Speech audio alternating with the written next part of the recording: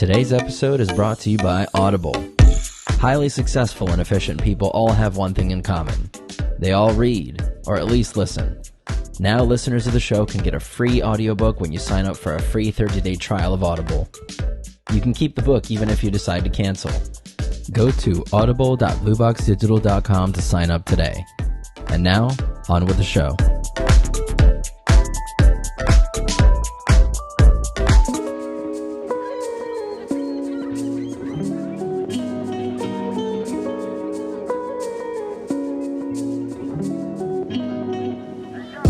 What's going on, everybody? Welcome back to Think Outside the Blue Box. I'm Anthony Rivera. I'm the lead videographer and editor here at BlueBox Digital, and welcome to the podcast. This is a podcast about creative journeys, the hustlers, the entrepreneurs, the people that are out there following their dreams. And today I got a really creative dude in the house. He dabbles in a little bit of everything, but mostly tattoos. Welcome to the show, Mr. Philly Tattoos. Thank you. Appreciate it. Welcome. I'm glad to be here. Thanks for reaching out, man. I appreciate that. Yeah, for sure. How did you hear about BlueBox? I didn't. I just was scrolling through the IG and I seen a video of somebody. Maybe it was on your page or something. I don't know if I was following you, but I seen it and I just started following the page, looking at the work, going on YouTube, watching the videos, and I'm like, damn.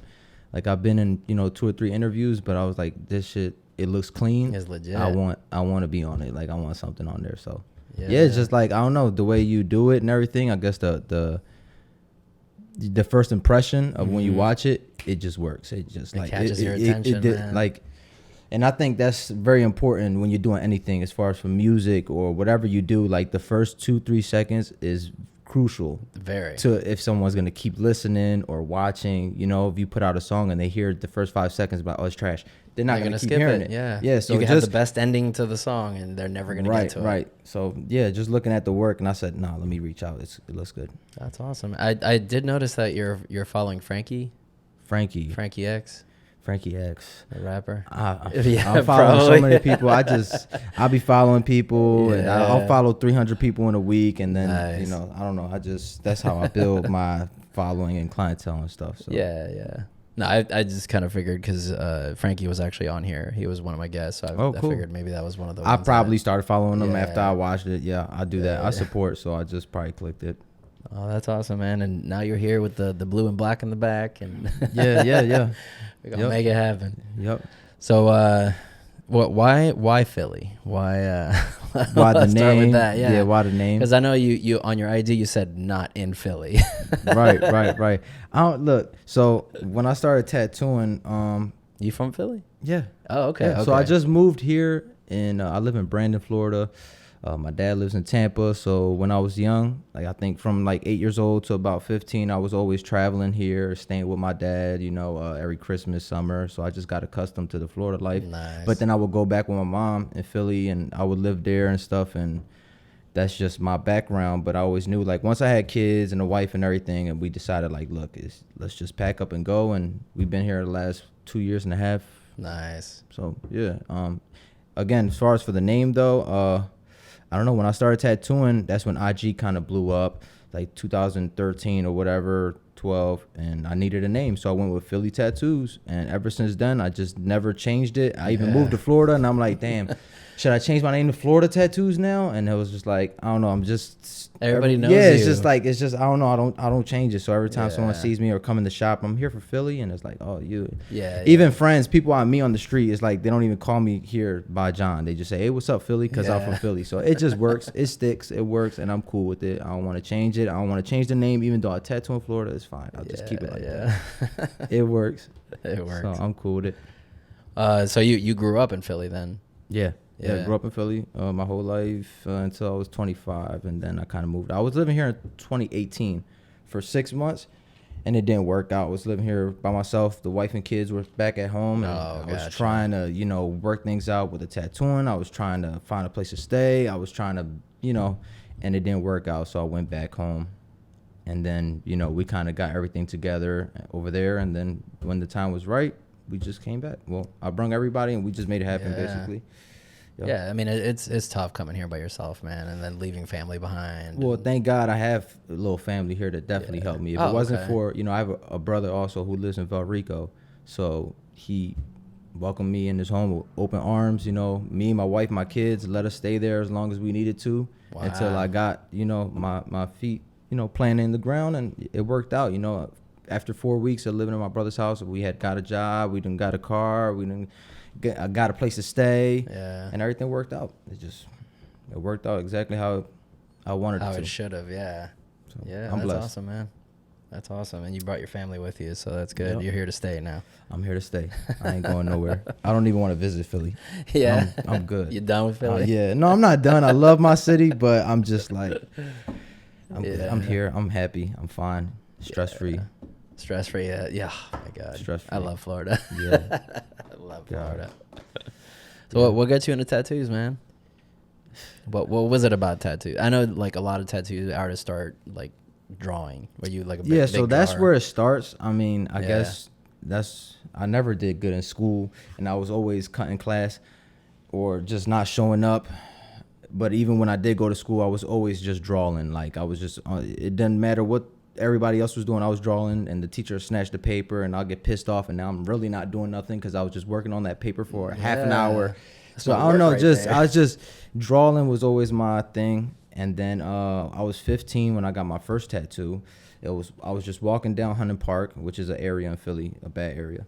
I was walking down Hunting Park. It was me and my friend. I think it was the summer of, I was about to go to 9th grade, about to go to high school. I was only 15 years old, and this guy was walking with a book bag. And he was like, hey, I do tattoos and whatnot, and I don't take just cash. It could be, you know, video games or a PlayStation, whatever. You know, I do trade. So he was like, okay, cool. We're young. We don't have jobs. But we got stuff to trade. Yeah. So he's like, all right, cool. Yeah, let's take your number. I'll ask my mom, whatever. I went home. I asked my mom. I begged her. She was like, all right, fine. If he's going to come here, you know, if you're going to give him something cool, I'm not going to give you no money to do it. And I was like, yeah, cool. So we worked it out. He came to the house. He tattooed me. He tattooed my brother. He tattooed my mom. You know, my mom's against all that stuff. Damn. So just to see somebody walk into my house, tattoo me, my brother, my mom, And your mom. get a plate of food, have a good Get time, outta and make here. a couple $100 and leave. I was like, that's what I want to do. Like, when I seen that happen, I was like, so I started showing him, you know, drawings and stuff. I'm like, hey, man, what do you think about this? And he was like, yo, that's great. Because he couldn't draw. He could just stencil. He could just copy. So he can stencil anything on you, but he cannot draw. So he was like, hey, you want to come with me? Everywhere I walk, just come with me. You draw them, and I'll tattoo them. I was like, all right, cool.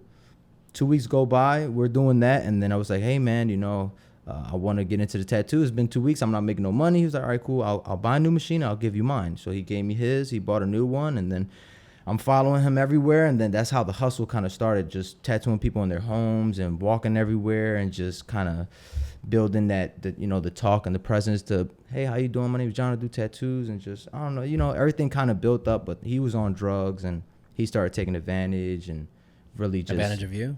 Yeah, just advantage of me and, like, my equipment, and started taking my stuff and or just asking me for money or trade things for just teaching me. He just Did he feel like you owed him because I don't know if he felt that way, but I know that he was on drugs and he needed, you know, more than I could offer, so I had to kind of cut him off at that point. After like a year, you know, just being with him, I kind of cut him off, and I just did my thing. You know, in high school, I was the kid that was tattooing everybody. You know, kids be in school, oh, you do tattoos? Can you do a tattoo on my arm somewhere where I can cover it? My mom can't see it. We'll go to your house right now. I'll pay you right now. So I was that guy messing everybody up in school. Nice. No, that's cool that you at least had that kind of mentor that kind of took you under his wing, even though he ended up, you know. Yeah, even though he was going down the wrong path, but Yeah. I mean, he did also give me an opportunity to do. I think if it weren't for that whole thing that happened, I probably wouldn't be making a living. doing Yeah, this. So, at least with the tattoos. yeah. So Yeah. it worked out too. That's so. cool. Before you got into tattoos, what was your like North Star? I know you were kind of like into the art or whatever. But Yeah, so I don't know. I was always entertainment type of kid. I always liked movies and acting. My mom would try to take me to like acting auditions downtown. I was always into music. I was always into like boxing, mixed martial arts. In elementary school, I started boxing. And I was doing it for like 4 years, all through middle school. And then I started smoking weed, and I started getting into the streets. I stopped boxing, and then I was kind of like back and forth with it. And, you know, that's a whole nother subject, the whole boxing thing. And like before I moved here, before COVID, we was about to go pro. I was about to go professional. And then COVID happened. And then so I was just training my daughter. It's a whole long story, but it didn't work out, and it did work out. Yeah. But I mean, it's whatever. So yeah, just growing up, I just had a lot of different hobbies. Like I would just call music for me a hobby. Even tattooing was a hobby. It just ended up being a career for me. Yeah. I don't know. I was just an entertainment kind of kid. That just liked to be on stage, like to be on camera, like to be known. Spotlight. Yeah, I like to be that spotlight person. Yeah. It's just me. But I just So you actually make music? Yeah. Yeah. So right now, probably have about $10,000 in studio equipment. Nice. But that was all through time. Like I started in 2012 doing music, and I started off with a little laptop, headphones, a little microphone, and then just kept working my way up every year. Just added another grand or two in it, and it just ended up manifesting into a nice studio, home recording studio. Back in Philly, I used to do it in the basement. I would have a whole bunch of, random guys come over. But after having kids and a family and stuff like that, I'm real private with who I bring around me or my studio. I'm real selective with that type of stuff. But, I mean, if I'm working with you, then that means you're a good guy and I could probably trust you. I don't work with too many people either. So Yeah. No, that's good. You got to be picky, man. Yeah. It's your image too, man. You got to maintain. Yeah.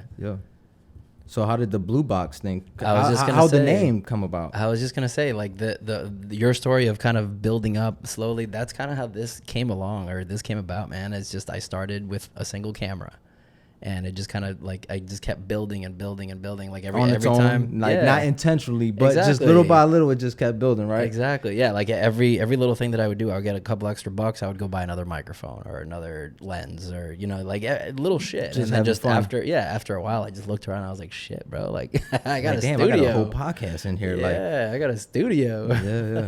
Yeah. No, that's cool. But yeah, the BlueBox. Honestly, like I don't even know where the name came from. I was just on GoDaddy one day, just looking for name ideas for my business, and I just kept typing stuff. And we've all been there. Yeah, man. We've all been there. Just see what's taken, see what's not taken. Yeah. It's funny because BlueBoxDigital.com was actually not how I started this. It was .co. Because it was cheaper. Like the .com was like $3,000. And you got to do what you got to do. You got to do what you got to do. Yeah. So I started with the .co because it was cheaper, and I started building. I made the logo. I made the the company. I started doing that, and then people were making the mistake of adding that M at the very end instead of .co. They would put .com, and it wouldn't go anywhere. I would lose emails. I would lose business. So I was like, I just got to pay for it, man. Yeah. But it worked out, right? It worked out. We're here. All right, there you go. We're here. It worked out. It's legit now. $3,000. It's legit. It's legit. I got the .com, right? It's legit. Yeah, that's good. But yeah, man, and now you're here. Yeah. Now I'm here. I gotta show your logo here. Yeah, 9-line tattoos. Yeah, so I'm tattooing in Riverview. About 10 minutes where I stay. It's in Riverview on 301. It's called 9-line Tattoos. It's run by a veteran and one of his good friends named Matt. So I tattoo with two guys who are phenomenal. One guy named Big T, who's the veteran, and the other guy, his name is Matt. And I mean, one guy's a beast with lettering and coloring. The other guy's a beast with realism, portraits, faces, and stuff. So just everybody has a specialty. Yeah, I don't. I'm like the bring whatever's in front of me and I'll do it type of guy. But like cool. They're kind of really mentoring me and putting me under their wing too. They're like having that, once, I hated my job. I just started tattooing again recently, 4 months ago. Oh, good. I wasn't tattooing for a whole year, 2 years since I moved here. You got a regular job? I got a regular job. I had to, I had to make a living and get a place. I had to make money and got comfortable doing that. Yeah. And then I started working for some dude, and I was, fixing ovens, working for a company called Turbo Chef, and working for a guy named Mike, who just so happens to live right across the street. Get out of here. I swear, those big houses over there, he's that's one of those. Yeah. Damn. So, I'm pulling up here. I'm like, yo, it's funny. Mike lives right here. Like, I can walk to his house and knock on his door like, hey, what's up? So, so I was working for him, and I don't know. I just felt like I was taken advantage of, and I hated my job. I just hated my job. When you hate your job, you kind of hate your life. Yeah. You come home, you bring that energy. You're not in a good mood. It bleeds into everything. Exactly. You wake up pissed because you got to go to work. You come home pissed because you just came home, late. So I called the tattoo guys up, called the shop. I went over there, talked to them, had a sit down, and they were like, you're a good fit. And I like their vibe. And, I said, yeah, like, I'm going to make it happen. I'm going to work here, because they were just those type of people that I knew having them in my corner was going to make me a better artist most importantly, it was going to up my quality of being an artist. And I was going to, you know, be there to help them if they needed me for anything. We're a team, we're a unit. So I wouldn't go to any other shop or work for anybody else. I'm not knocking Tampa or any other artists around here. Like, I respect you. You're good, cool. That you found your spot. But this is my team, and that's what I'm going to rep for, you know, every convention. Everywhere I go is 9-line. That's cool, man. I like how you go from like mentor to mentor. Like, people just take you under their wing, man. I love it. Like, they see something. I used to always watch YouTube. I would be in the basement for forever. My wife can tell you I'm just always stuck. I was always stuck in the basement just smoking weed, but I was always filling my head with knowledge, just watching videos and videos and videos of my craft or business owners. And I saw a video where this rich guy said, if you want to be successful, you have to have successful mentors. You have to find as many mentors as you can that are all successful and take every piece that you can from them. Whether if it's a guy that owns a Dunkin' Donuts, hey, how did you get the, you know, he's the owner somehow. You're exactly. Yeah. What did you do to get here? Because I'm trying to follow those steps. Regardless what I do, even you, like, yo, how did you do the podcast? Like, all right, what steps do I have to take to do that? I love having mentors and people who are good at what they do because it just helps me. So you have to surround yourself with people who are a little bit higher position than you are, because it's kind of like they pull you up with them. Exactly. Almost. It's like when your parents used to tell you, hang around a bunch of bums, you'll be a bum. Yep. That kind of thing. So I know that if I hang around a lot of successful people, sometime I'm going to be successful as well. Yeah. Yeah. And then you end up learning stuff even if you don't want to. Yeah, right? yeah, So it's exactly. like you put yourself. You're going to pick it up regardlessly because you're around it. You get accustomed to it. You put yourself around that kind of environment. It's gonna rub off. It's gonna rub off. Definitely. Yeah. So that's why I started the podcast, man, to get entrepreneurs, to get the people, the hustlers, the people that are, you know, like you said, that are higher than me. And yeah, man. And also have a good time too doing it. Exactly. Have fun conversations, build connections, and hopefully inspire other people that are out there trying to do what we do. You know, there are other tattoo artists that don't think they can make a living out of drawing, you know? Yeah. Trust me, you can. Yeah. I've seen bad art, bad people cannot tattoo, but they still make a living and they still survive. It's funny you say that because I've seen like on TV, like I'll watch that. I'll be like watching TV commercials and stuff that are shot horribly. And I'm like, someone got paid to do that. Someone literally got paid to make that. Who's called a professional, who they call a professional. Yes, and it's on TV right now. Like, yep. I could do that. Exactly. Yeah. I was always that type of person too. And I've never had help. And I'm sure you probably fall in that same like everything I want to do, I never had help doing it. Nobody, even with the music, it wasn't like, here, John, I have a studio, I have this, that. And like, no, I had to build it on my own. Music videos, I bought a camera, the software. I had to start doing my own music videos, do my own music covers, do my own flyers, do my own learn it all. Beats, audio mixing it, to doing all the effects, to distributing it, to like the whole thing, the whole label in one, because you have no help. I didn't have any help, and I wasn't gonna pay. I didn't have money to just do that, so I had to do it on my own. So I'm pretty sure you're probably the same way. Like anything you wanted to learn, you was probably going online. Like you, bro. I went on YouTube. I looked it up, and I bought so many courses online too. Like anytime I want to learn something, I'll hit it, bro. Like this is what I want to do, and this is what I'm gonna do. Right? Exactly. Just fill your head with that information. Just surround yourself with it. Exactly. Yeah. Eat, sleep, and breathe it, and you'll get there. Sometimes you got to be insane to be successful sometimes. You really do. Because you have to be like tunnel vision. That's all you're supposed to think about.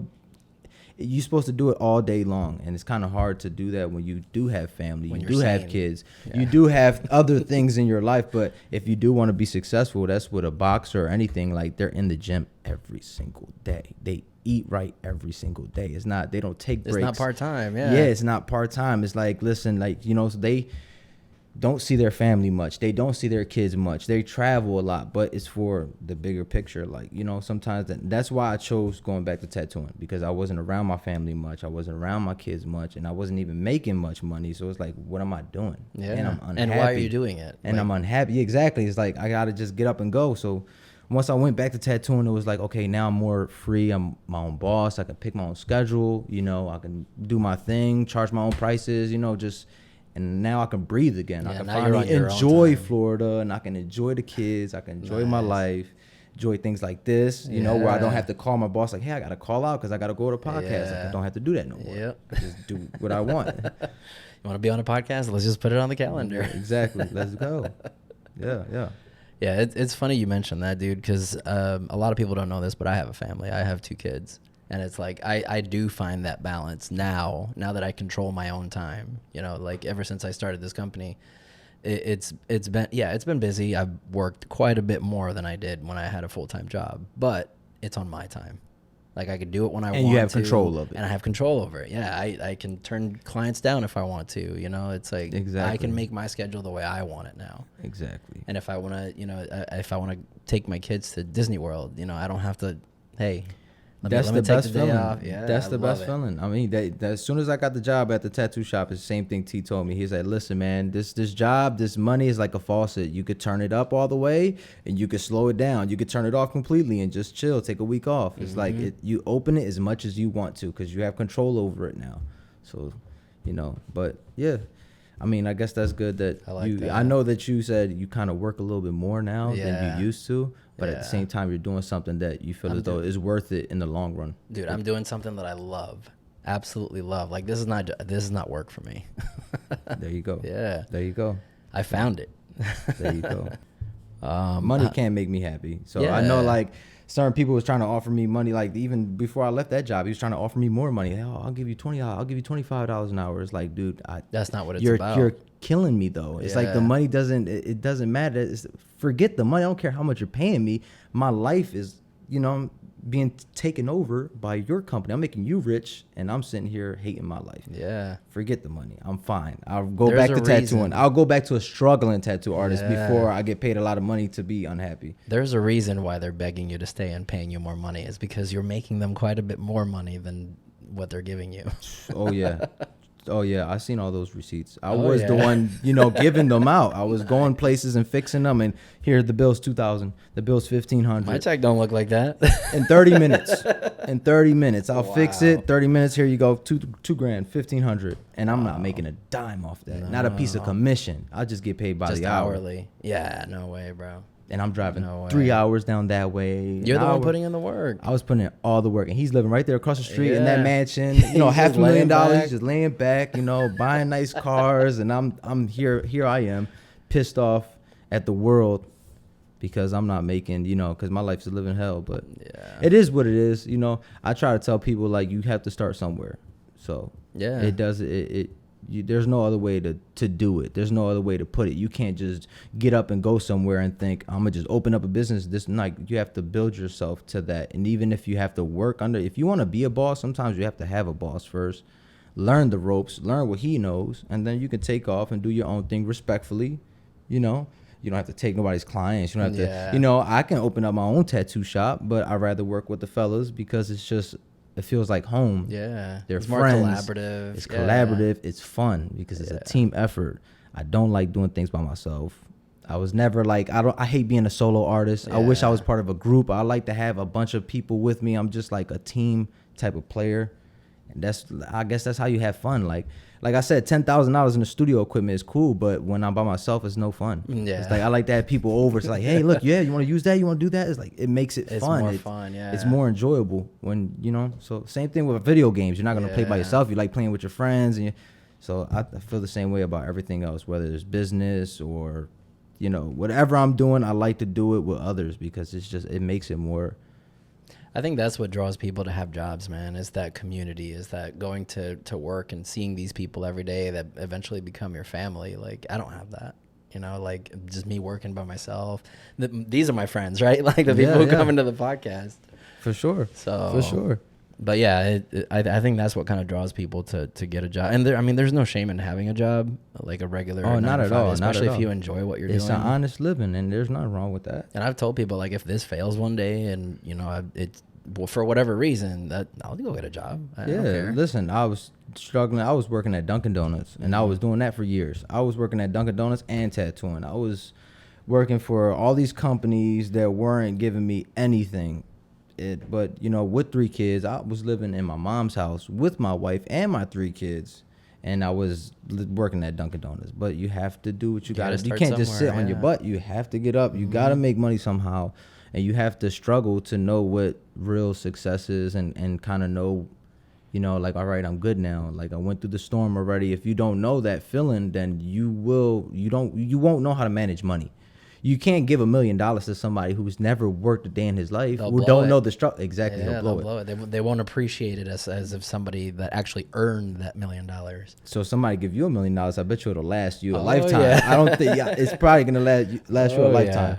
Yeah. The same thing with me. Like, give me $1 million, trust me. And people talk all this crap nowadays. Oh, $1 million, that's not a lot. Oh, trust me. Give me give me 100,000. Yeah. Trust me, I'm gonna be okay. Yeah, trust me, right. I'm okay now. Yeah. I'm okay now. You give me $1 million, trust me, I'm gonna be fine. I'm not gonna blow it. I've seen that over and over, man. I actually had a friend back in the day that won like a pretty big a lawsuit. It was like an accident or something he got into or whatever.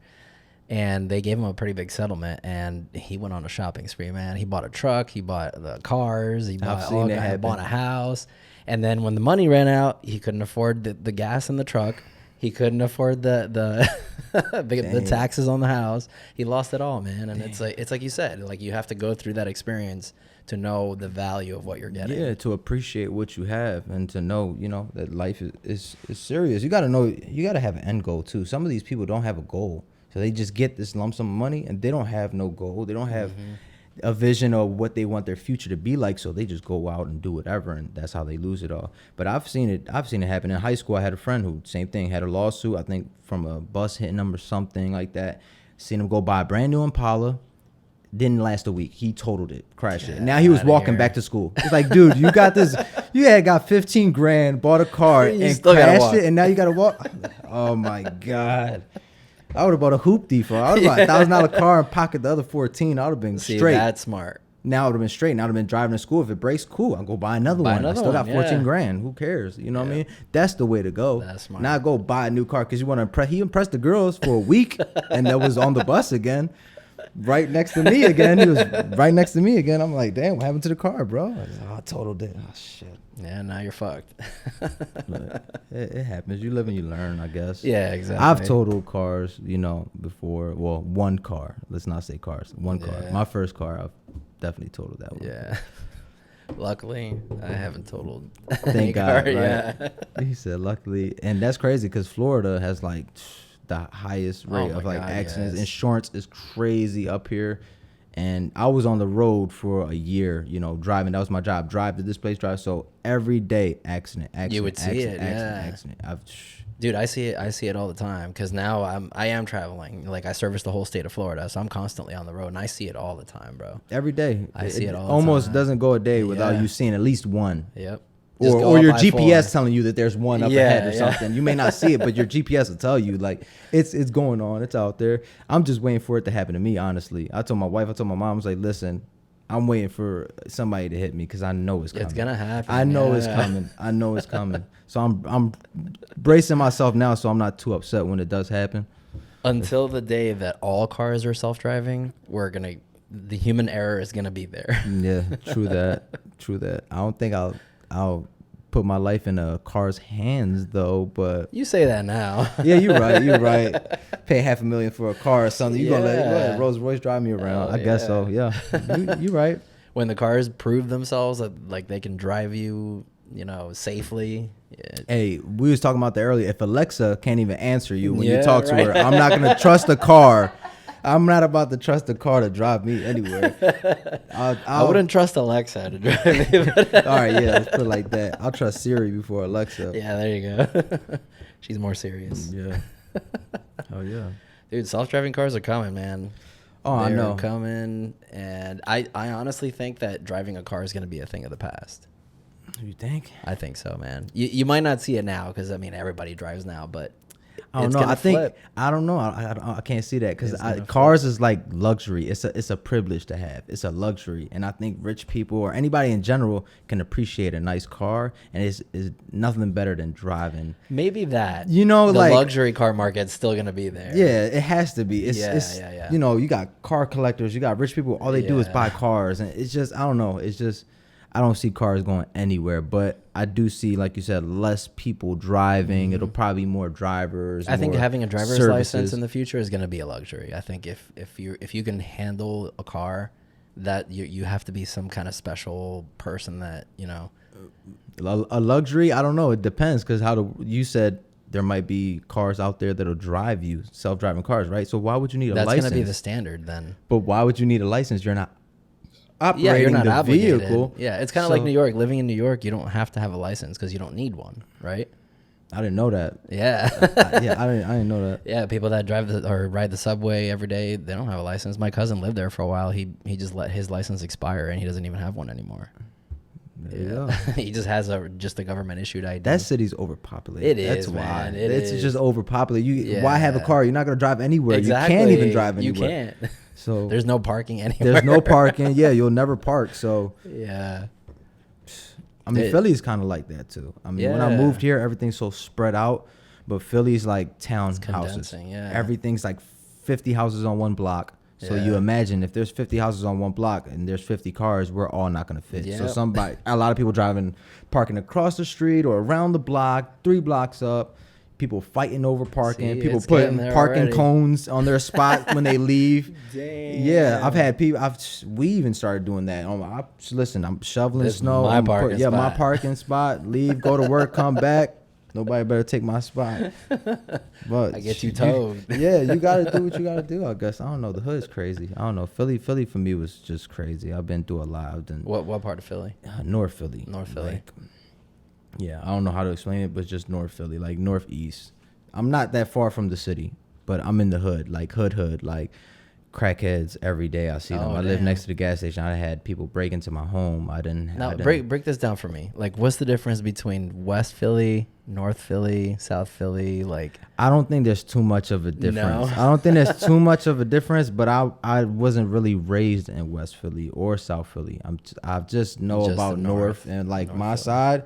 And I know that my side is probably the worst side of West, or I don't care what part you go to. If you go to Northeast, North Philly, you probably in the worst part. I had the best block. My mother, my parents provided the best, area and house that they could. I definitely did grow up very privileged. Like a lot of the kids I grew up with or went to school with, they didn't have what I had. Like my dad was a veteran. My mom was a hardworking woman.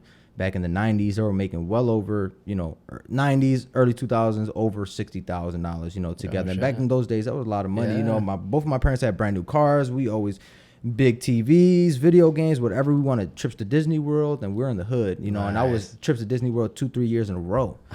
So for a kid, that was huge. Like my dad built an underground pool in the backyard, like in the hood. My bathroom had a couch in it. My bathroom made it happen. My bathroom was like this, couch, all that. So when I go to school, people come up to me like, "Hey man, I heard you got a couch in your bathroom." I'm like, "How do you know that?" And they're like, "Oh, cause Steve told me." Word gets around. Yeah, I'm like, yo. So I was that kid who was like privileged. Everybody come over to my house and they, dang, you got your own room, you got your own TV, you got games, you got this, you got that. It's like, dang man, you're lucky. You took that shit for granted. I took it for granted. Yeah. I did not listen to my mom, not one bit. I took it for granted. I was just that kid who was privileged and had it all. And I had friends who would just stay all night. Like, okay, man, I'll see you tomorrow. And they're like, no, I thought I was going to sleep over. And I'm like, what? Bro, you're not staying here? Like, you still got your school uniform on. Like, no.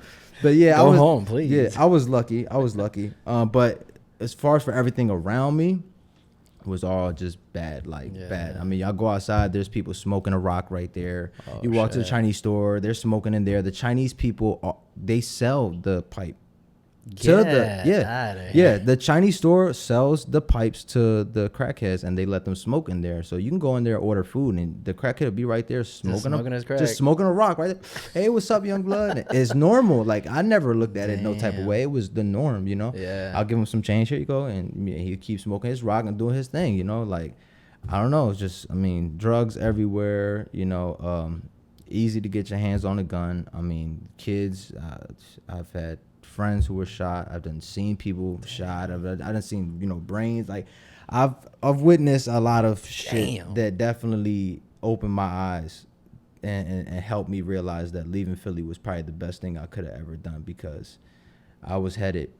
Yeah, growing up around that, you're a product of your environment. So right, you get accustomed to it. You it's no like we was talking about earlier. You hang around a bunch of successful people, you'll be successful. But if you grow up around a lot of people who hustle, crackheads, people who do drugs or sell drugs, you're probably going to be 9 times out of 10, you're going to be one of those people. Yeah. And I was, 'cause you don't know any better. you know, even though I was raised with good parents, like I've probably hustled a little bit, you know, for somebody. I hustled my little weed here and there for myself, but I wasn't big on that. I wasn't big on gang banging. In Philly, we don't gang bang, first of all. Let me put that out there for anybody in Florida. Tampa, we do not rep colors. We don't gang bang. It's just areas, like blocks. Like I'm a Fifth Street boy. Like this is where I grew up on Fifth Street. So everybody on this our hood. This is what we rep. That's all it is in Philly. There's no gangs or like colors or bloods. Like there maybe is bloods. I've never met one. Yeah. Or not a real one at that.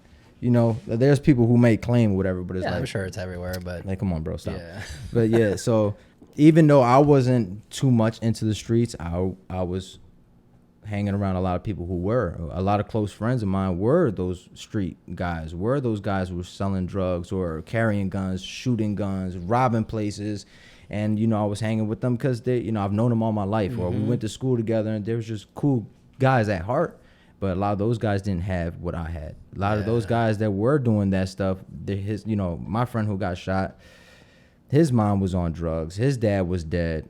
He didn't have no mentors. He didn't have no parents to watch over him. So he got to, you know, the streets was his family. People would say, you need money? Here's some drugs. Sell it. Make you your money.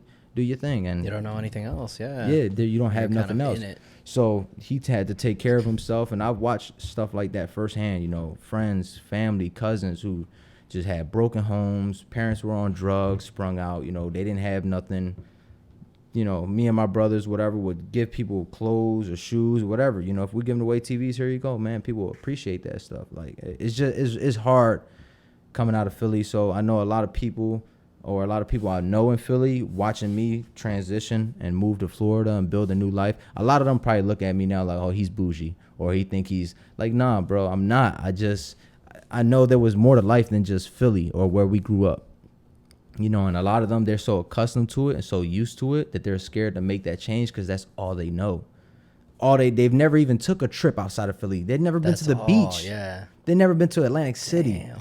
So all they know is Philly, like, oh, I'm gonna die here. No, I'm not gonna move to Florida for what? I don't know nobody there. You know, this. So they'll never leave. Yeah, that's the point, is to meet new people, to be around a new environment. Yeah. Right. So for me, I knew that was the point. For me, it was like, no, this ain't it. Like, this ain't it. Something's got to change. 2 months before I moved here, they were trying to break into my house. Get out of here. Literally, 3 a.m, cameras going off. I get woken up. I hear like doors fiddling and.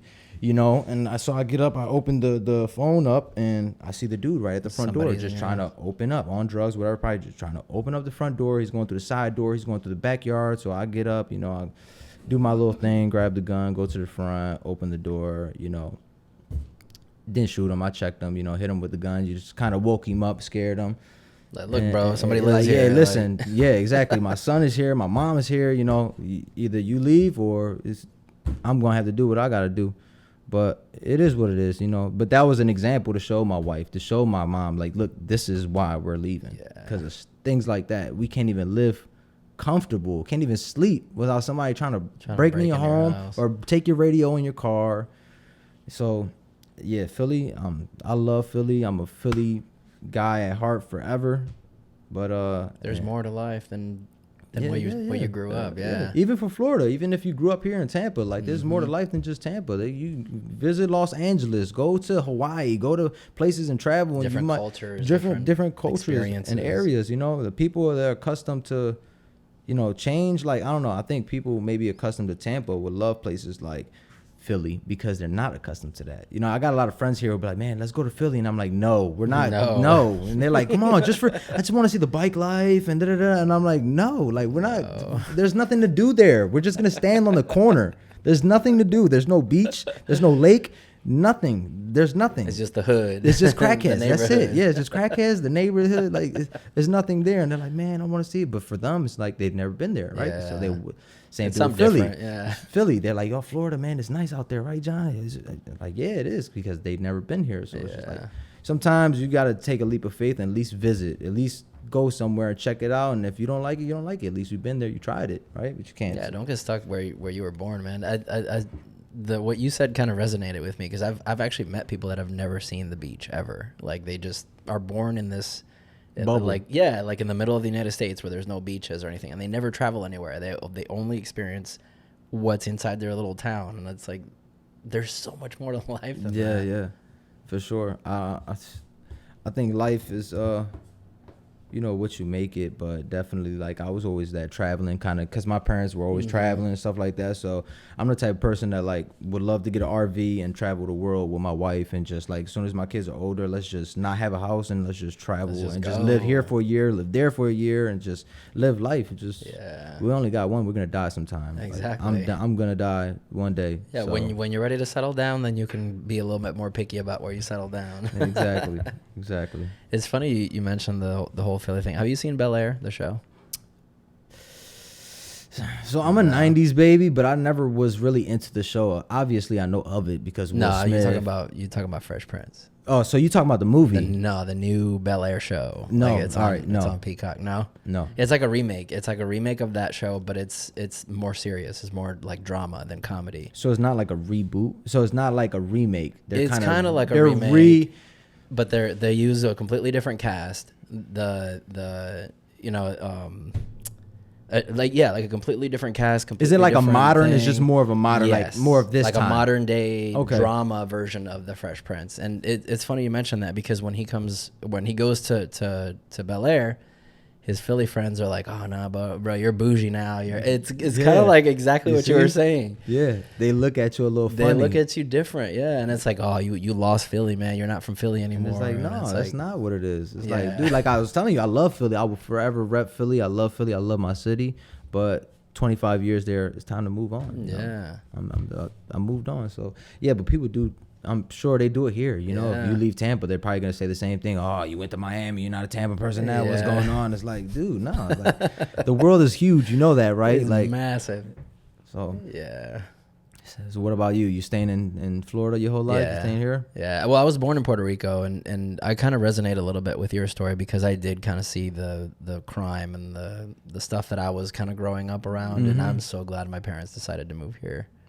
Like we moved specifically to Tampa when I was like 13 or 14, so it was pretty early. But okay, yeah, if I would have stayed in Puerto Rico, man, I don't know, I probably would have ended up dead or in jail or And for Tampa, even a lot of areas in Tampa, let me just say, being a little bit hood, you know, because Tampa is probably the most hood around here. Yeah, you know, like oh yeah.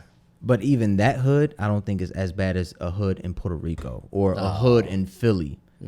I don't think it's that bad. It is bad. I'm pretty sure you got some shooters. Sure, I know you got drug dealers and stuff like that, but I don't think is like somebody moving from the hood in Philly to the hood in Tampa, he's living in paradise. To him, it's going to be like grass, palm trees, whatever. Like, yeah, you got your hood people, but the area still looks good, though. Yeah. You know, it's not graffitied all over, you know. So, I don't know. I think Florida is just like, yeah, it's either Florida or Los Angeles. Just as an example, like the people in the hood here have bars on their windows. We don't. Like up here, we don't have bars on the windows. In Puerto Rico, everybody has bars on their windows because they have to. It's a different mentality, man. It's like you said, you just got to worry about people breaking in all the time, and it's exactly. It's a different vibe. It sucks it has to be like that, but yeah, it is what it is. I'm on the verge of buying my mom a gun right now, and she lives here in Florida. She doesn't even need one, but she's a woman, but since I moved here, I haven't carried mine not once. Yeah, and I have my license to carry. I haven't. You don't feel the need. Yeah. I've never felt the need to ever carry a gun here. And I'm not saying that nothing bad can ever happen to me. I'm not saying that. Bad things happen everywhere. Yeah. I'm not cocky. I'm not confident or anything. I'm just saying that the vibes that I get out here, I never put myself in harm's way in the hood, so I wouldn't do it here. Yeah. So I really don't feel a need to carry a weapon with me. Yeah. At all. Just not here. That transition is everything for me. Yeah. Like the new life. I just live a good life now. Just blessed. Yeah, I'm pretty sure you're blessed too, because you're doing what makes you happy. You're not working that 9 to 5, killing yourself. Like, I hate my damn job. Yes, sir. I used to wake up in the morning stressed out. I hate my life. Dude, I remember one day I was driving to work, and I was stuck in traffic, and I was looking at the guy next to me, and he was doing the same thing. He was just kind of like a zombie, just sitting in his car, just waiting to get to work. And I was like, what is this? What am I doing? I've been there so many times, and it's always the drive home. It's not more so the morning. I hate the mornings, but it's always the drive home where you're just like, I can't stand this. Like, I can't do this anymore. Yeah, like when am I gonna really just go off and do my thing. I think sometimes it took a long time. I dealt with that job for a year, was unhappy for a year, and I was scared. But I think when you have responsibilities, it's just not easy to get up and yeah. It's never easy to just get up and do. Yeah. So I think I give a lot of props to our parents and stuff like that for helping us, making those sacrifices so that we can get away from those areas. We can get away from those bad influences and stuff like that. It definitely was not easy. It was not. It could have went either way. I could have, moving down here wasn't easy. It would have been the second time me going back to Philly, but thank God it worked out. Yeah. I'm surprised you came back even after that first time you went back to Philly. Yeah. Well, I was dying to come back. Yeah. I couldn't wait. I regretted it. I was dying. I had to go back to Philly. My wife was there. My kids were there. Yeah. So I couldn't just say. Oh, so it wasn't that you were unhappy with Florida. Oh, no, not at all. No, I was here for 6 months by myself, but it was a challenge because I didn't see my kids for 6 months. I didn't see my wife for 6 months. I didn't see my mother for 6 months. I was just sleeping on my brother's floor for 6 months, working at Wendy's, walking to work and walking home 5 days a week, Monday through Friday, faithfully. And that was like 2 miles up, 3 miles. So I was walking 6 miles a day, probably doing over 20, 30 miles of walking every week. Get out of here. For 6 months, walking to work, walking, to the bar every weekend because I didn't have nothing to do. I didn't have no friends. My wife wasn't here. My friends, I didn't have, so it was. You had to meet people somehow. It was a roller coaster. It was definitely a roller coaster, and things didn't work out, and it was just like not going to happen for my family to come. I couldn't make it possible. So, going back hurt a little bit, but it was fine too because I was dying to see my wife. It was worth it, yeah. So it was just. And now you're here with. Yeah, and that going through that definitely, it was like going to jail. It was like or to the army or being deployed. It definitely like showed me how important family is. That and separation, having that partner with you every night and having your kids with you, like it just showed me how important it is. And I had to go. I felt as though like that was necessary. I think God put me in that position. I don't think it was meant to work when that happened. So I'm fine with how everything, worked out. It made you appreciate your family that much more. Yeah, and appreciate the journey. Appreciate coming back a little bit more, working harder, and actually knowing what to expect. I want to be here with the family, so now I gotta work. And knowing what to expect. Like, okay, I've been there. I know where the DMV is at. I know where to get I know where to do this, do that. Now I'm familiar with the area and things like that. So it was worth it. It's cool. That's cool that you have family here that kind of helped you in that journey too, man. It wouldn't have been possible. Yeah, I was gonna say just going to a new city by yourself, like literally just you. It wouldn't have worked out. Tough. It wouldn't have. I would have been homeless. It wouldn't have been possible. I would have been homeless. It wouldn't have never worked out. But thank God for my brother. Like he was like my dad. When my mom and dad split up, he was always there for me, always watching over me. He would do anything for me. I can get kicked out of my house today and say, yo, I need somewhere to stay. And he's going to welcome me with open arms. And he doesn't have to do that. He has a wife and kids just like I do. Yeah. He has a job just like I do, So sometimes, I appreciate that. I keep people like that very close to me, and I'll do anything for him. I'll do anything for my mother, for my family. It's a big sacrifice, man. That's not easy. Yeah. It wouldn't be easy for me to allow my brother and his wife and kids just to come in. Yeah, here, take my kids' room, sleep, just that, for a month, or you don't know how long. Yeah. You don't know if it'll work out. Definitely, yeah. Some people get too comfortable and stay a whole year, and now you got to kick your own family out. Yeah, it's happening. All right, bro. It happens. Let me help you find a place. Yo, when you gonna move out? So I wasn't trying to wait for that to happen. So I just, hey, we got to get our stuff together. He allowed us to stay here, but the end goal is to have our own shit. He helped us so that we can hurry up and get our own stuff. But it was a blessing. He's a blessing, man. Probably springboarded you.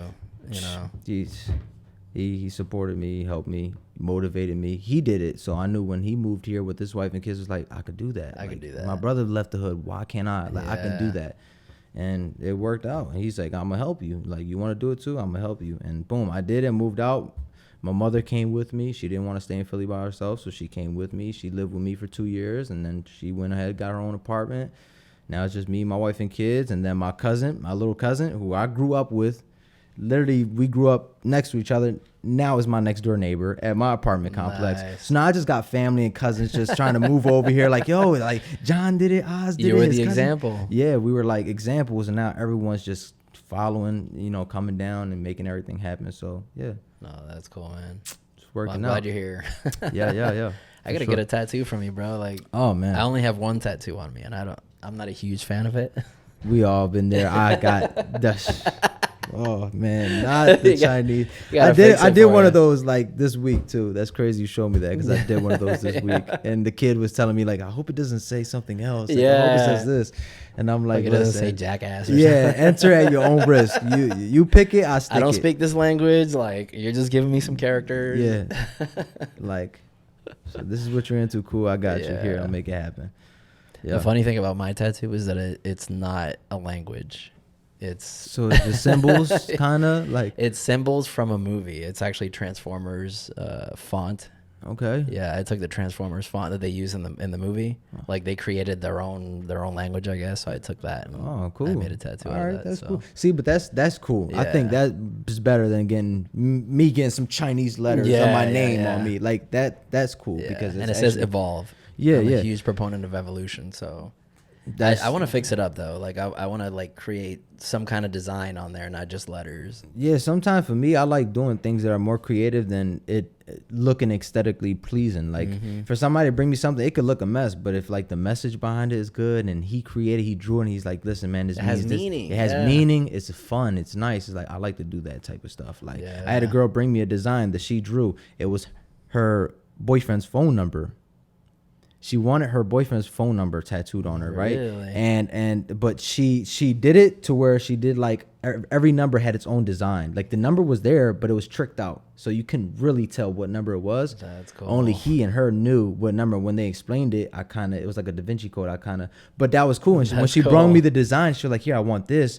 Do you want to change?" And I said, "No, I don't want to change any. I love it. I like the idea. I like that you drew it. I like how it's personal. I like, to you. yeah, it's personal to you. I love I'm not gonna change a thing about it. Like, let's do it." And she said that the shop that she went to before me, the guy wanted to change it all completely. He wanted to change it completely. He was charging her overpriced, and he was like, "Look, this is all we got," and and he pissed off. He threw the damn paper at him. Well, if you don't want me to do design, here you go. Threw the paper at them, whatever.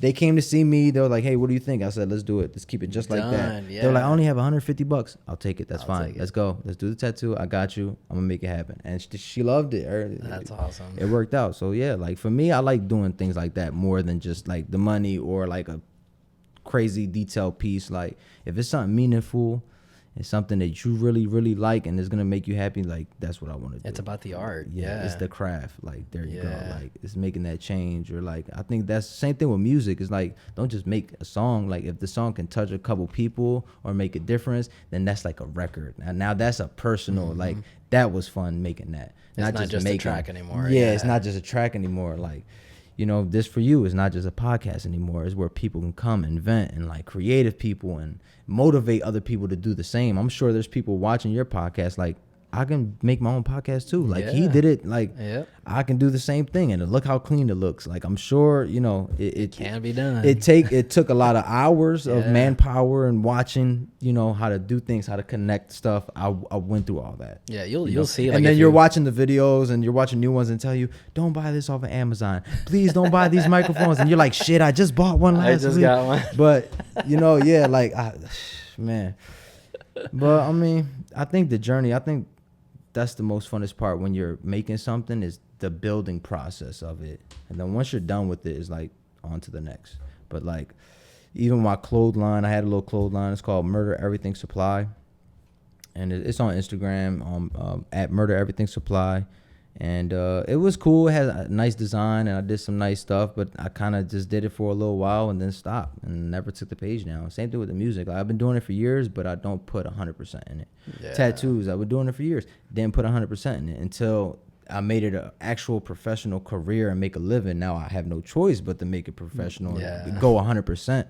But like everything I ever did was just fun. It was just a hobby. It was just like, I'm gonna go boxing because it's just what I like. Like nobody's forcing me to do it. I can stop when I want to. Like I'm gonna do music because I like it. I'm gonna spend 10 grand because I like it. That's it. If something happens, great, because that's the end goal. But if it don't, I have fun doing it though. Yeah. Like, So I'm sure the same about thing the with you. process. Yeah, Like you have fun doing this. Like you say, I work hard. I work a lot of hours. it's a lot of hours, but it's fun hours. It's fun hours. You're with your family though, and I'm sure the Yeah. Instagram is going on, DMs. Yeah. People are like, "Yo, man, can I get it?" And I got this guy booked for this day. You're gonna have to wait till Yeah. that, you know. But you're at home probably on the Yeah. couch just chilling, Just watching TV. yeah. But you're still working because you're Yeah. still engaging with the people who want to engage with you. So it's still kind of like working. Yeah, But it's you have just- it's fun just doing fun, it, yeah. so it's worth it. It's a fun job. It's fun work.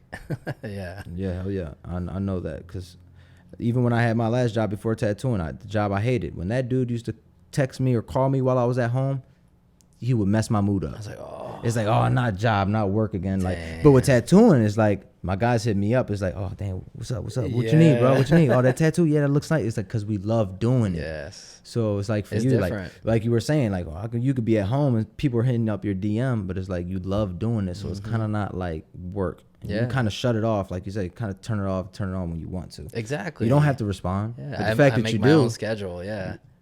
yeah. So I appreciate you having me on here, letting me come and just vent because that's just Yeah. like you said, it's a free Yeah. space. Just come here, be yourself, vent, and yeah. I love talking to artists, man, because we have a lot in common. No matter what you choose to do with that art, like for you, it was drawing, it was tattoos and stuff. For me, it's video. For other people, it could be music, something else, whatever. But it's all, we all have that same thing in common of the love of what we do, man.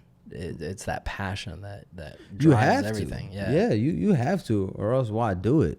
Like, or else there's no point in doing it. That's everything. Like, my wife doesn't cook for me because she has to. She does it because she likes cooking. Yeah. You know, I don't make her cook. It's like she does it because she likes, because she's at home cooking right now. And I didn't ask her to, but she's doing it because that's what she likes to do. She likes to cook because we can eat out, we can order out, but so I think that's very important. But no matter what you do, if you like it and you love it, then the money will come, the success will come. You know, like that. people always tell me like, oh, like I want to do tattoos, but I'm worried about if I'm make, like, don't worry about the money. Don't worry about that part. If you like what you do and you get good at your craft, trust me, everything else, yeah, it's gonna come, bro. It falls into place. It's gonna come. Don't be desperate, because that's when it doesn't come. People can smell it. Yeah, they're gonna smell it, and it's not, your stuff is not gonna be quality Yeah. because you don't like it. You're doing it for the wrong reasons. Yeah. So like, Yeah, you're doing it for the cloud or the numbers or for the money even. Like I don't do this for the even money. music nowadays, like everything's going in a bad direction, in a good way, but in a bad way too. Like nowadays, you don't have to, when it comes to music, you don't even have to blow up because you're good at it. You don't. A lot of these dudes don't blow up because they've been working on this craft their whole life, or because they're actually good MCs, or they can write good records. They blow up because they find a way to attract attention on social media about humiliating themselves. And then when they get that buzz, then they start to take the craft serious because now they have the following. They become themselves. And you see people like, damn, why did he change? Yep. 2 years ago, he wasn't like that. Like, no, you're seeing the real him. He couldn't be that guy when he first came out because you wouldn't have listened to him and you wouldn't have watched him. But he made a fool of himself. Now that he got the attraction, now you see, like the Island Boys. Yeah. These guys, they do things that I watch them. It's like, I can't take that serious, but it's all for the numbers. It's all for the viewers. It's all, they know what they're doing. They know they're playing around, but they're going to act serious because that's just the nature. Game, that's part of bringing the attraction. They have to have something special about them, or else why watch them? Because they can't rap. Really, they can't do shit. They man. can't do. Yeah, they're not like artists. They're not artistic, really. So it's like they have to find a way to be interesting, and that way is causing problems on social media, talking shit, acting gangster, looking the way they the do, image, building your image, not being who you really are, but you build that. It's like a brand. It's whatever you do, clothing, whatever you build a brand. You're gonna build something aesthetic to what everybody's gonna look at and be like, damn, I like that. But deep down inside, you probably hate it. You probably like, damn, I wish I'd have changed it, but because they like it, I'm gonna just give them what they like, because or else it's not gonna go nowhere, right? Yeah. So it's like, I think like the way things are moving, even movies, like you can see the movies nowadays, everything's CGI. They don't do the manpower like back in the 90s and 80s where everything, if a building blew up, it was an actual building that they built. A practical building, yeah. May not be And a they full exploded size, it. but mid-sized building, actually on set did it. Nowadays it's like they cut so many corners, like they have the CGI guy do it. It's about the numbers, man. It's become a business to the point where the art takes a second spot to the money. It's to a the passenger seat. And Yep. And it's all about brand recognition. When's the last time you saw a movie that was 100% original, that you've never seen the story before? Like it wasn't a sequel, wasn't like something that was remade from the 80s. Like people are just milking it now. Yeah, man. you don't. All you see is reboots, remakes. Yeah. They just It's brand recognition, They're just recycling things and making it modern now. It's Like you were saying about the Fresh Prince, that Bel Air thing. Like it's been here. They're just repackaging it and just changing it up a little bit for the viewers, and that's it. They're gonna make their money and keep going. They're not gonna build a new show. Why? They can just grab this, just restore it, and boom. Another couple million. It sucks, but it sucks. It's how the world is just moving right now. Like, especially music. Music is just going down the drain. Like music is going down the drain. You got a few really special people, but you know that's like Drake. You know, the big guys. Yeah, Post Malone.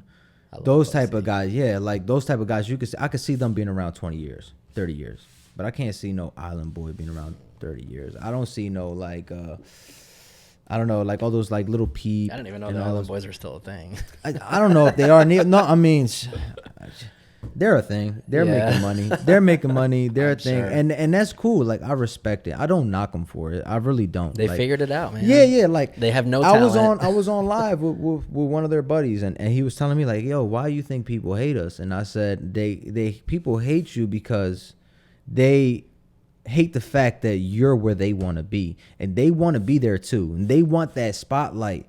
They'll do anything for it. They're just upset that out of everybody, you're the one that made it. You're the idiot that got it. You just so happen to have the it. Talentless clown that made so it. It's like you don't have haters because you're good. Don't think that you're good. Don't think that you got haters because you're a crazy MC. My God, his music is good. No, they hate you because for some reason you're making money and your music is trash, and their music is actually good, and they really work on their craft, but they don't make a dime. And they don't have recognition. You know, there's like, you got those people that I've been doing music for 13 years, 15 years. Nobody knows who I am. Yeah. And here are these guys just started doing music 2 months ago, tattooed their whole body, and now $1 million. Boom. Yeah. There you go. It's just like a slap in the face to real people, the real artists that put in the work for that craft. That's why I said things are kind of taking a turn in a bad direction. Music and a lot of these watered down like shows and movies and actors. It's just everything's kind of entertainment itself is going down the drain. Yeah. So I think like we gotta. It's more about commercializing now. Yeah. Yeah. Instead of, you see that with artists too. Yeah. Like they come out raw at first, and then they just go the commercial lane, and they kind of just change after that. They fall into like a specific lane, and yeah. The industry will put them in a box. Yep. And then they kind of have no choice. It's but to how stay they commercialize people. Yeah. Like you gotta with females too. The image with them, you know, like women nowadays gotta have a big butt. You know, big titties and a pretty face to kind of be successful, right? With music too, like you don't really see an ugly chick who's killing the music game. She's fine as hell, right? Yeah. Always, right? She's always fine as hell. It's an image. It's like even if you got a voice and the label likes you and they want to put a couple million behind you, but they gotta say, do you mind doing your butt though? Now, do you mind getting a little bit tuck? A little bit lip filling, a little bit. That's just for the image, you know. It's for the image, you know, and they got to do it. Or if they don't, it's like the career or the image. Which one, you know? Like, do you want to make money? So, I don't know. It's like I was saying, man. The art just takes a back seat to everything, man. Yeah, it does. The image for real nowadays is everything. It's everything. I think the image is everything. Yeah, it doesn't matter about quality anymore. Like your podcast can be terrible, but if you have the best camera in the fucking world and that shit looks crisp, they're probably gonna watch just because how clear that shit looks. Clean. It's clean as shit. Like music, like you can have the shittiest voice, but you got the best autotune in the world. It might make you sound okay, like listenable. Like you can listen to them at least live. You'd be like, no, this dude's trash. But like, just I think technology, equipment nowadays is like that's taking the front seat for your craft. It's replacing the talent. It's replacing the talent. Yeah, like we don't care how good you are. Are you going to a major studio? What are you using? You know, what cameras are you on? What microphone are you using? That's what they care about. Yeah. They don't care about how good, because your song could be amazing, but if it's bad quality and distorted, nobody's gonna listen to it. Nobody's gonna listen. He could have said the hottest. He could have said some shit Drake would say, but no one's gonna listen to it because it sounds bad though. Yeah. So I don't know. I think, but.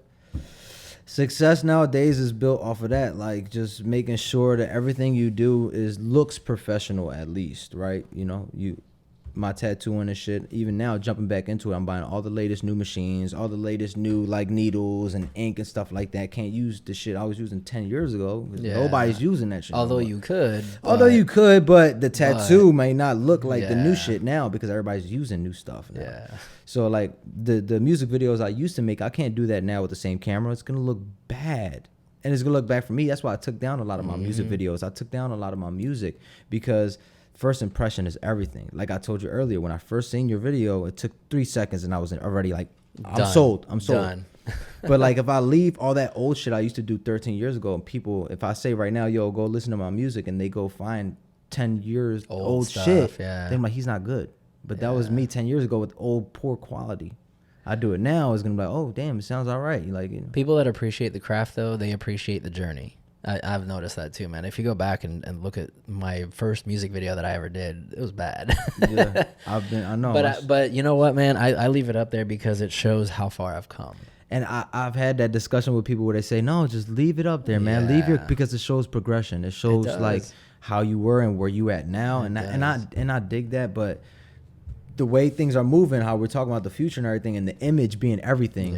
First impression is everything. Yeah. So I've seen a lot of artists, especially on Instagram, they took down all their old stuff. They only leave like the top 6 or 7, you know, recent posts that just kind of shows what they've been up to recently. Exactly. Yeah. So for me, I'm doing all about the same. that image. Yeah. For me, I'm doing the same. I'm wiping. I'm just, you know, I live in a new place now, so it's a clean slate, and I could rebrand myself as an artist, as a person, and have a new audience, and just fresh start for me. Just a fresh start for me. You know, my quality's better. I'm more knowledgeable now about business, about how things should go, and I don't know. I'm just in a better place. I think everything's just, for me, is just uphill now. A lot of the guys that I talk to too, they do that. Like once they're ready to actually hit it seriously, they'll rebrand. They'll like change their name and change their logo, and then just leave that stuff in the past. Yeah. Which is, they don't want it to taint the new stuff. Exactly. You know? It's sad that it has to be that way, because there's a lot of people that do, like you said, appreciate the craft. And I've had people who said, "Yo, John, don't take that down. Don't take that song down." But it's like, bro, I have to, because I'm trying to build a following. But everybody, I'm telling them to go listen to my stuff, and then when they do, they're listening to the old stuff and not the new stuff. Yeah. And now they don't even want to listen to me no more, because they think I'm sound the same. You know, they don't think I evolved as an artist, and it sucks that it's like that. It sucks it has to be that way. Like it just really sucks. But a trick that my cousin, who's actually an artist, his name is $. He has music, you know, everywhere, just kind of like me, but I don't really do music like anywhere. He's more of a serious artist. He's the reason why I kind of jumped in music, because I was watching him do it, and I was like, dang, you can do it, I can do it, right? So he told me, he's like, listen, John, from now on, every new project you do, new song you do, whatever, make a new name. Like, act like you're a different, or just put a new name, a new artist name on there, and boom. You do another song, put a reggaeton song, and put make a new reggaeton name for you as an artist, and throw that out there.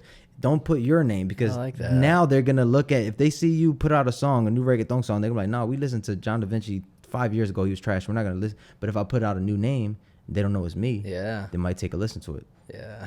You know? So it's like little tactics. Like a fresh new artist. Yeah, little tactics like that. It's just like, just mess with the audience a little bit. Soulja Boy used to do the same thing. That's how he built his clout. He was on LimeWire back in the day. LimeWire, right? He would crank that on there, but he would title it 50 Cent at Meet Me at the Club or whatever, right? And people would download it thinking they're downloading 50 Cent. That's funny. But they hear you, and it's like, it's tactics. It's smart though. It's so smart. That is so cool. It's so smart, because if you would have put Soulja Boy crank that, no one would have downloaded it. Yeah.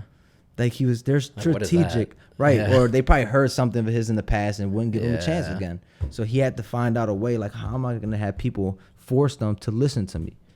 Like, wow. So I'm trying to find, get creative with that. Yeah, you got to start getting creative with that, because people nowadays is like, and music right now is moving so fast. Like, you think you're good now, but then people get tired of your style and they move on to the next. Somebody else comes out, and now they're listening to him for 3 months until they run him dry.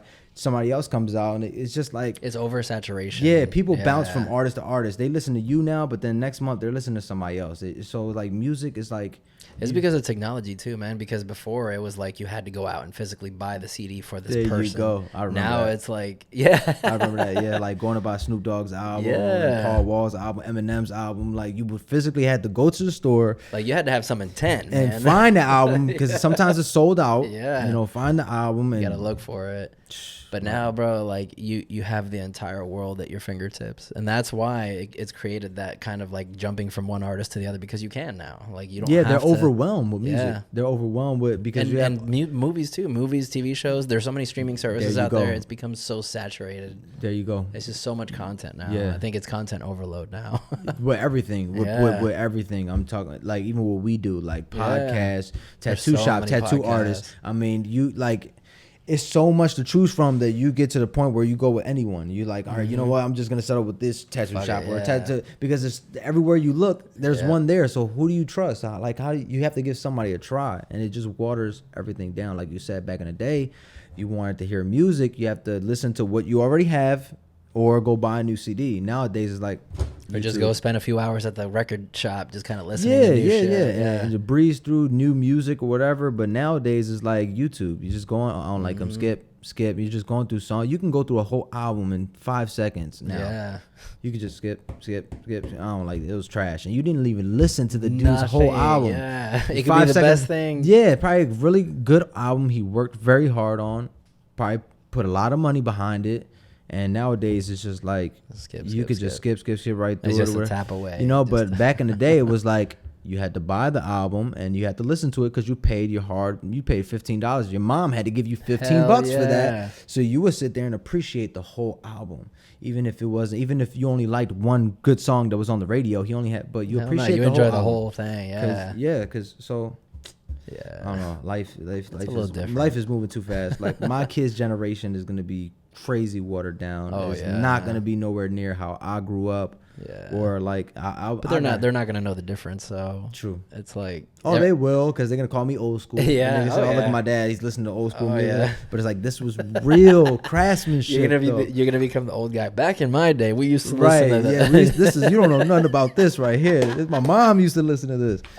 They're like, what shirt is that? I had to go to the mall and actually buy the CD and bring it home. Walmart. I had to go to Kmart. You don't know about Kmart? Yeah, they shut that. JCPenney, Kmart.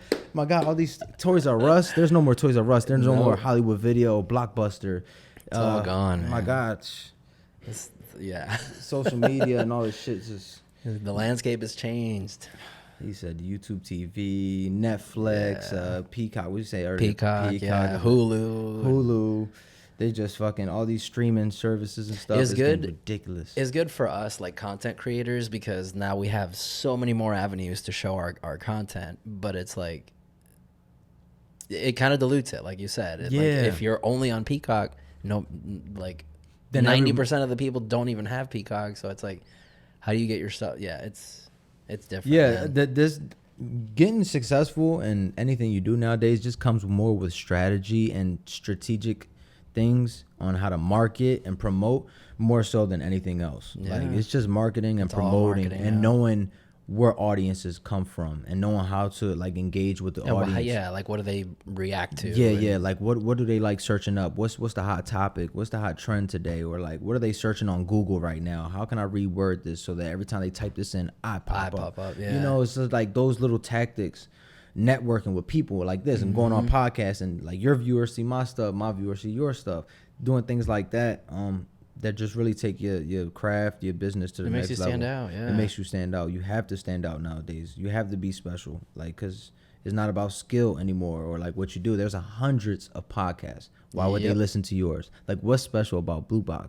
So it's just when they watch you now and they see how you engage with your audience, see how you engage with the artists, and how you make us feel comfortable, and how you just have this comfortable environment that when we walk in, we see how you take it serious. Like, think he's serious about what he does.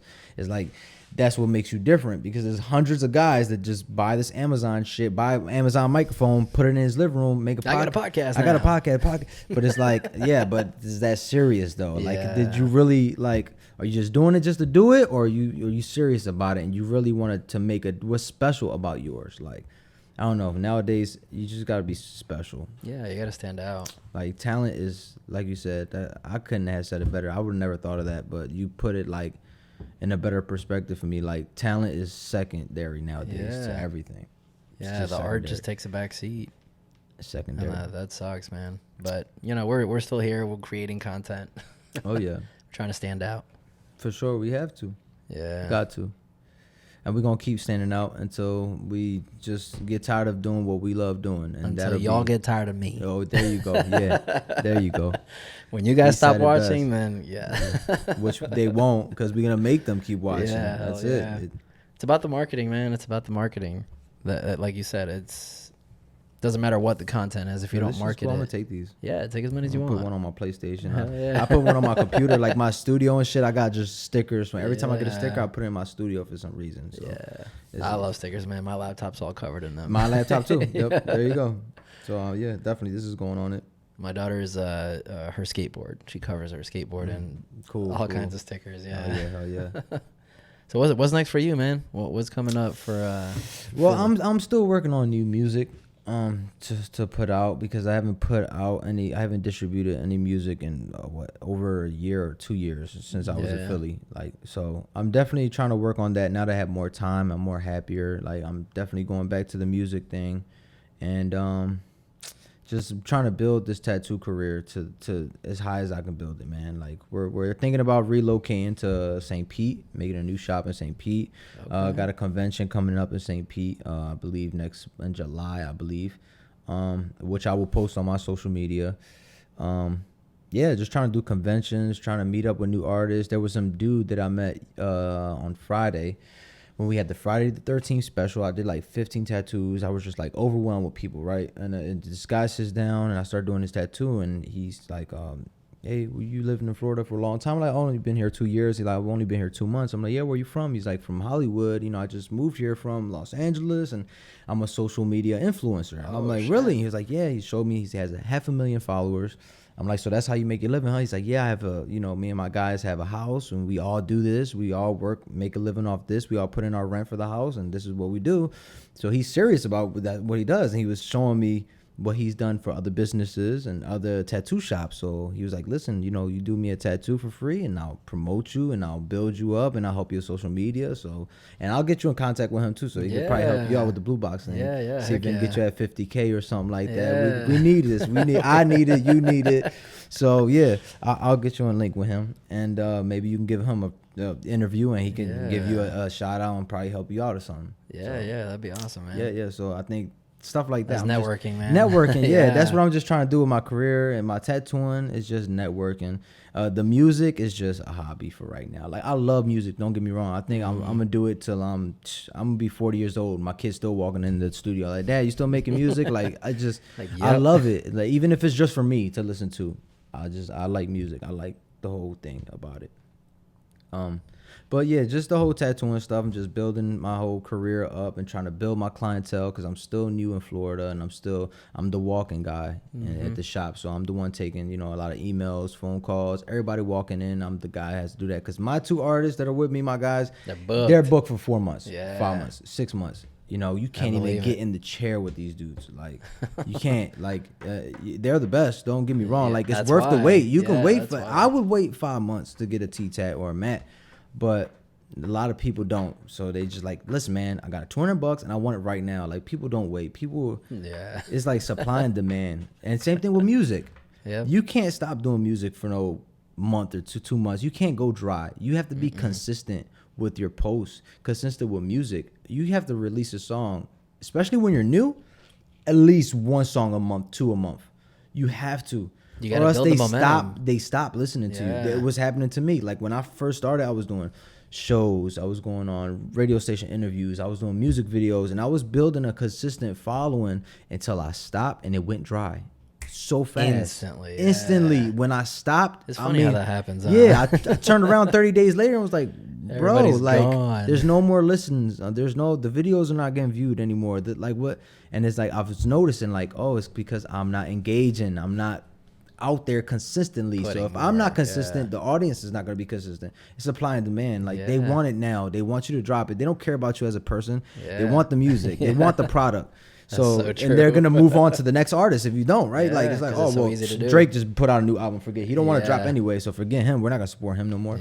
So I think that is most important when doing anything, is like being consistent and having that dedication. And I don't have that. Like, I like so many hobbies, and I like bouncing everywhere. I don't have the consistency to just drop music every week. Yeah, no, So, and you don't have to. I don't have to. I'm in control of it. Like, you know, and I don't have to. I might just if that's what you wanted to do though, like full time and make a living out of it, I could. You know, and I've accumulated some, you know, a couple dollars from the distribution from only having like 200 listens. And I've seen like, oh shit, I only have 200 listens and I made $2.50. Yeah. So you're telling me if I had 1 million views, 1 million listens, what that pot look like independently. So I know, like, with no label or anything. With no label. It's like all I need is like at least 1,000 loyal fans who would at least pay $10 a year for your music, and that right there, you know, be like $50,000 a year. You can still make a living off that. Off your music. And now you kind of have to have multiple sources of income too, man. Oh, you have. I'm so pro multiple sources of income, because if one dries out, you still good. That's that millionaire talk. That's that. See, that millionaires do the same thing. They don't have. They don't put all their eggs in one basket. Nah, no way. These millionaires got a business here. They got a business there. They got business partners over here. So if one business tanks, that's why for millionaires, hey, look, you want to open up a business with me? Okay, I'll give you $1 million. If it tanks, it tanks. We still have other. So like that's also very important to stay afloat, to make sure that you don't put all your eggs in one basket. There's artists out there who do it though. I've met people who are like, no, like I'm all in. This is what I want to do. If it doesn't work, I don't have a plan B. And like, okay, like I dig it. Like I said earlier, sometimes you got to go insane. You have to be tunnel vision to get to the end of the tunnel. But sometimes it's not smart neither. Like some people just don't got it, bro. Like keep it as a hobby. Don't quit school. Don't freaking use all your savings to do this. Like just eventually, like I said, if you do something you love, the money will come. The audience will come. If you love it and you're consistent at it, everything else is gonna fall right behind it. So you don't even worry about it. That's the secret, is consistency. Consistency, like that's it. Like if you're consistent, everything's gonna work out. Like I was consistent to moving here, and I tried a second time. I was consistent. I wasn't gonna stop, and it had to work. It had no choice but to work out, because I wasn't gonna stop. I wasn't gonna stop until I moved here. So there you go, guys. Like you make the success that you want, man. There you go. There you go. Consistency. That's the tool. That's the trick to anything you do. Especially if you want to be good at it. You gotta do it every day. You gotta be consistent, or you're not gonna be good. Mastery comes with 10,000 hours of working on your craft. Yeah, slow is smooth, and smooth is fast. You know, fast is smooth, smooth is fast. So that's awesome, man. Thank you for coming on and telling your story. I appreciate it, man. This is a great conversation, bro. This was great, and let's see in the next 6 months to a year, let's do another one, see where we're at. Let's do a follow-up. Let's do a follow-up. Let's just see where we're both at. Yeah, man. I can tell you right now, in the next 5 years, I won't be in here. Oh, I'm gonna be in my own studio somewhere. For sure. And I'll be right there and doing another podcast with you, letting them know like I was one of those guys back in his old one. And look where he's at now. There you go. That's what I like to follow the journey. For sure, man. Thanks for having me. I appreciate it. Yeah, absolutely. Where can people find your stuff online? Where are you? All right, so you can find my tattoo stuff on IG under Philly_tattoos. If you want to look at my music on IG, is John Divinci. Also on all platforms is John Divinci. So basically Philly_tattoos or John Divinci. You can call me John, Philly, whatever. I appreciate just watching. The audience. I'm just being me. I'm gonna call you Da Vinci. There you go, Da Vinci. That works too. That works. Awesome, man. And for us, it's gonna be a BlueBox podcast. We're on Instagram and on TikTok. We're doing pretty well on there, posting little nuggets, little highlights of the podcast. The video version of the podcast is on YouTube. You can follow along there at youtube.blueboxdigital.com. We actually just launched the merch store, so if you want to wear the Blue Box, no, I'll share that too. Man. You can buy hats, you can buy shirts. If you want to rock the Blue Box, head over to shop.blueboxdigital.com, and we got a bunch of stuff on there. We just dropped the first drop. We're gonna drop a couple of drops a year, just to keep it fresh and keep new designs coming on there. So hell yeah, you have to stay consistent. There exactly. You go. See that? Consistent. People call me Mr. Consistency with the podcast, man, because every day I'll post a new post, and every week I'll post a new episode. So there you go. That's why it's working. Yep. That's why it's working. If you was doing this once every 6 months, this would not go anywhere. It would not go nowhere. So you're doing it the right way. Keep it that way, please, so we can continue this. Yeah, and yeah, I'm gonna stay consistent, and you guys like and subscribe. Stay tuned, and yeah, you'll see where BlueBox is going. Oh yeah, we're going places fast. But thanks again for joining me, dude. Oh, thanks, man. I appreciate you. Absolutely. Yeah, We'll see you guys next time. Thanks for watching.